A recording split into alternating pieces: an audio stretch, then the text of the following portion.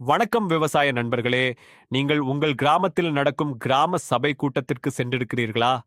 நம்ம கிராமத்தின் வளர்ச்சிக்கும் விவசாயிகளின் பிரச்சனைகளை எடுத்துச் சொல்லவும் கிராம சபை ஒரு முக்கியமான வாய்ப்பு. இன்று கிராம சபை பற்றி முழுமையாக பார்க்கலாம். கிராம சபை நடைபெறும் முக்கிய நாட்கள். தமிழ்நாட்டில் பொதுவாக கிராம சபை கூட்டங்கள் முக்கியமான நாட்களில் நடத்தப்படுகின்றன.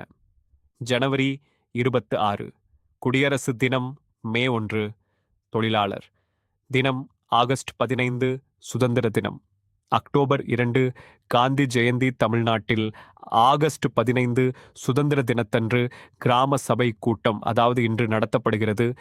இது தவிர அரசின் அறிவுறுத்தலின்படி தேவையான பிற நாட்களிலும் கிராம சபை கூட்டங்கள் நடத்தப்படலாம்.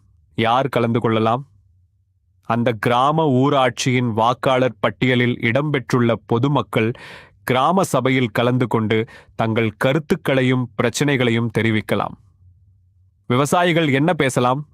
விவசாயிகளாகிய நாம் குறிப்பாக பாசன வசதி, விவசாய சாலை, அரசு வேளாண்மை திட்டங்கள், மானியம் மற்றும் நலத்திட்டங்கள், கால்நடை வளர்ப்பு, குடிநீர் மற்றும் நீர்நிலை பாதுகாப்பு, மரக்கன்றுகள் மற்றும் சுற்றுச்சூழல், கிராம அடிப்படை வசதிகள் போன்ற பிரச்சனைகளை கிராம சபையில் எடுத்துச் சொல்லலாம்.